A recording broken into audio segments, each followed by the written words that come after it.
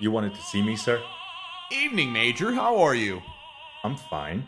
Good. Oh, I'm sorry. Come in. And come in. By all means, make yourself at home. Thank you. How's the wife? And the kids? Good, I hope? They're fine. How are things in the northern sector? Have the rebels given you any trouble recently? It's been pretty quiet lately. Unusual, but I can't complain. Splendid! You know what? That's actually amazing. I guess those traitors finally realized what's what. Indeed.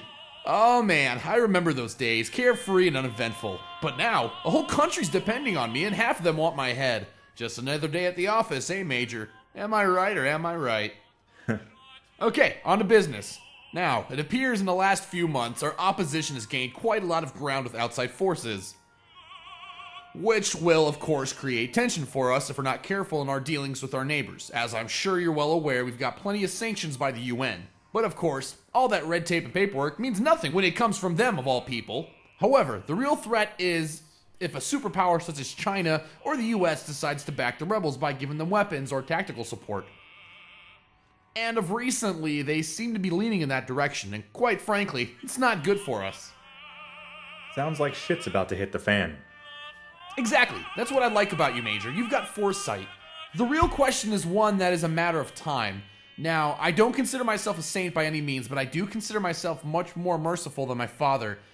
And heck, if I even opened up the markets after he died, then our economy flourished.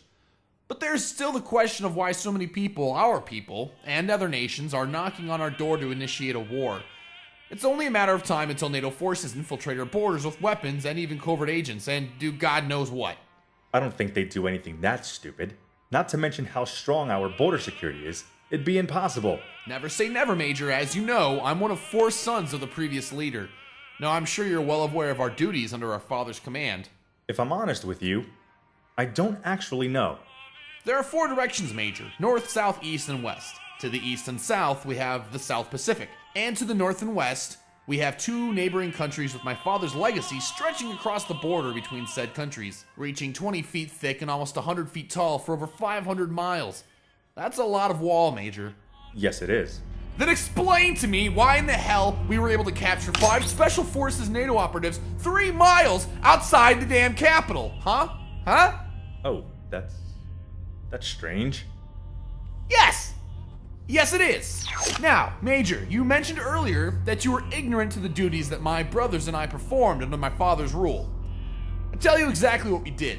The 2 youngest brothers were given the duty of protecting our shorelines on the east and south. The second oldest was given the western flank because he married a girl from our western neighbor, an ally.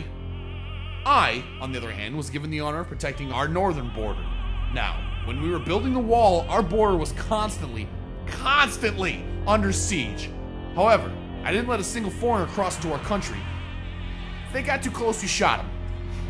And it's probably for that reason that our neighbor to the north joined NATO.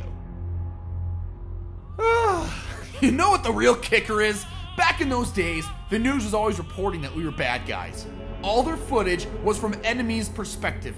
Now, many believe, including my brothers, that the stigma my father gets from that time was mostly due to me.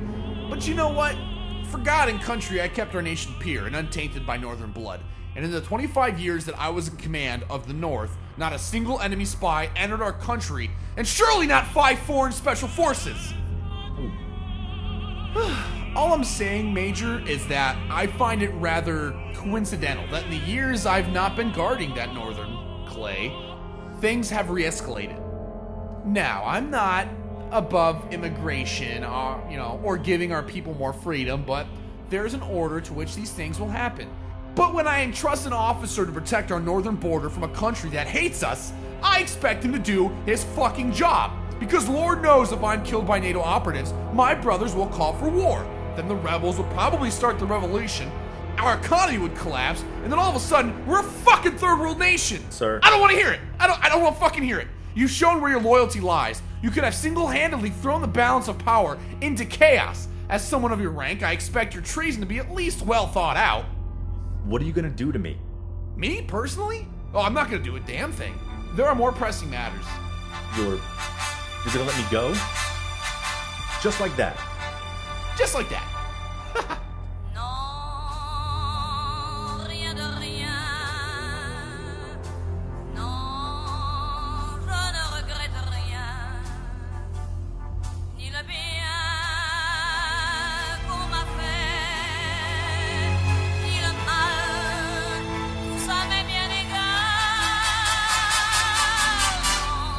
never said I'd be the one to personally do it. I don't do the dirty work anymore. So unfortunate for the Major.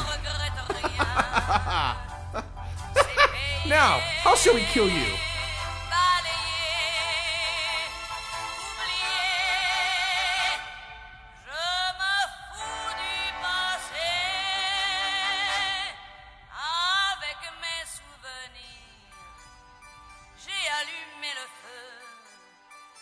Chagrins, mes plaisirs.